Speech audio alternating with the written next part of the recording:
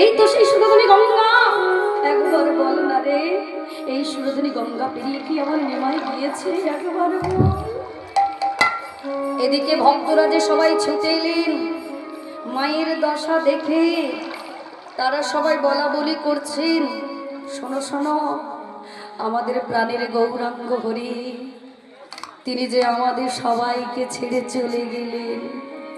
শুনেছি ভক্ত যদি বদন ভরে ভগবানকে ডাকে, ভগবান না এসে থাকতে পারেন না। তাই আমাদের হারানো গৌর হরিকে যদি আমাদের আবার ফিরে পেতে হয়, তাহলে আমরা সবাই মিলে হা গৌর প্রাণ গৌর বলে ডাকবো।